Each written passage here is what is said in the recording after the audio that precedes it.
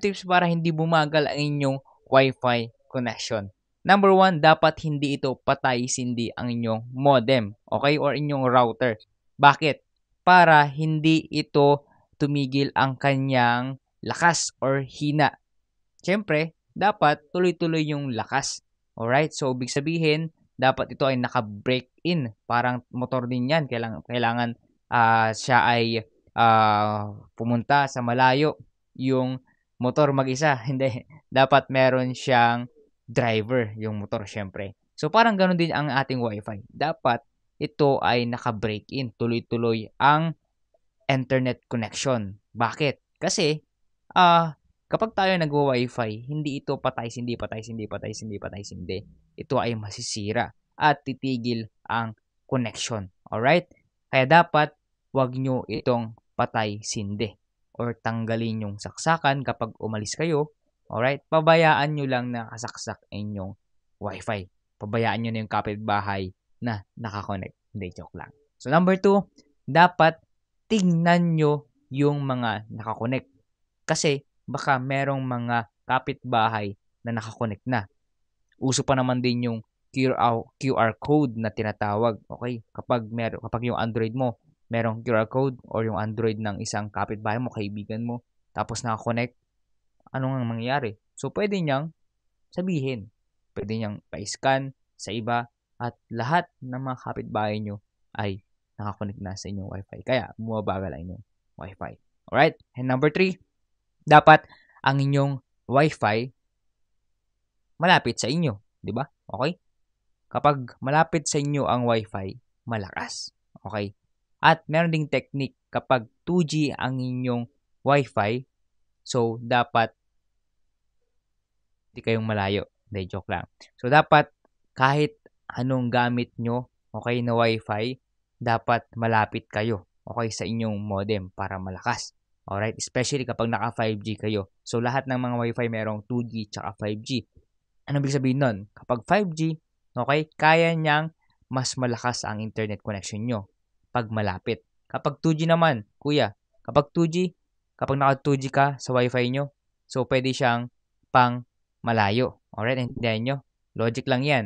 So, kapag 5G, pwedeng mas malakas kapag na malapit ka. Kapag 2G, okay din. Medyo malakas din kapag malayo ka. Pero ang mas advisable ko, dapat malapit kayo sa modem.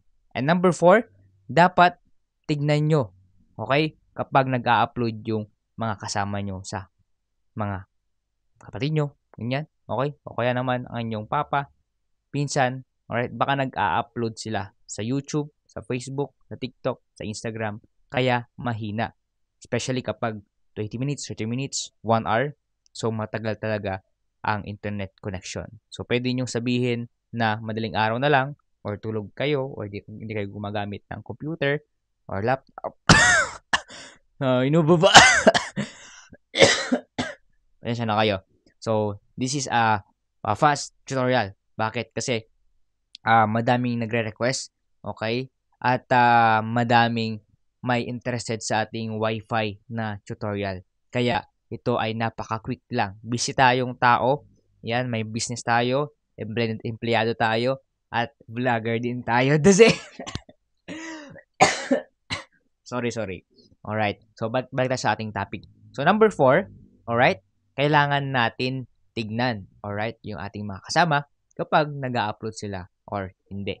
Alright? So, kung ikaw bago pa lang sa ating YouTube channel, this channel to ay madami kang matutunan, especially Wi-Fi tutorial. Kung gusto mong mapabilis, wag bumagal ang inyong Wi-Fi, at kung may sira, okay, so dito kayo sa YouTube channel ko para matuto. Please click the like the button, okay? So, kung may mga tanong kayo, comment naman kayo. And lastly, number 5. Ready na ba kayo sa ating tips number 5? Inubo ba ako? Hindi na. Okay. Tips number 5.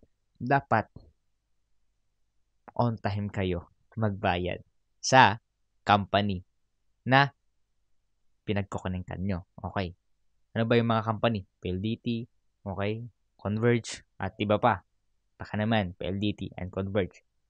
Ay, sponsor na ako. Hindi, joke lang.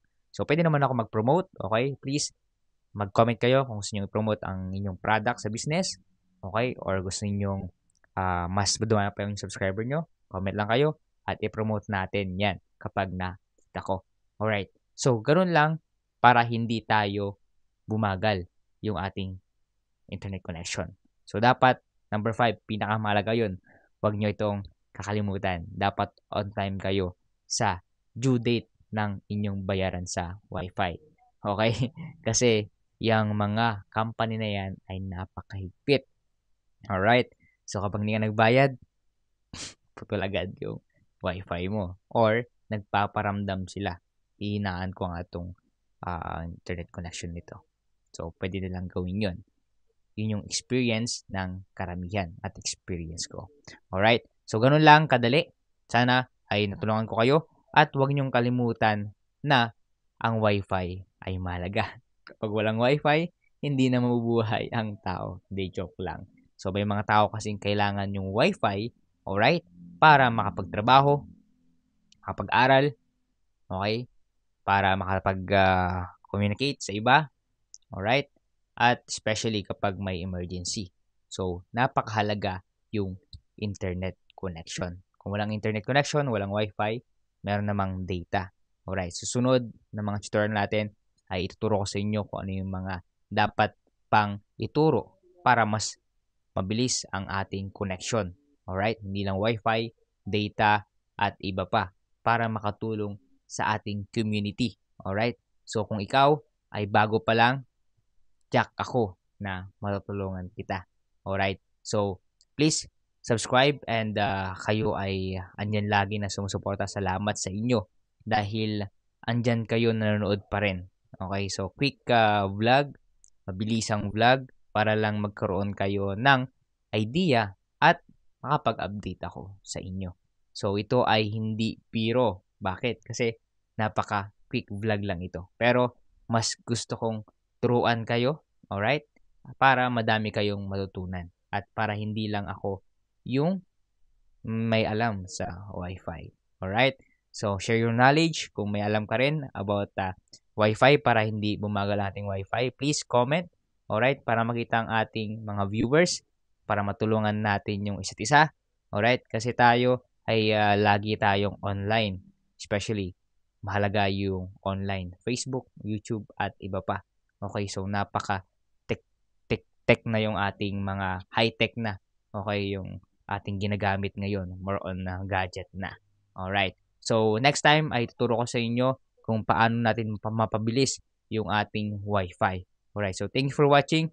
And susunod ay napaka-exciting yung ating mga video. God bless. Sorry to that.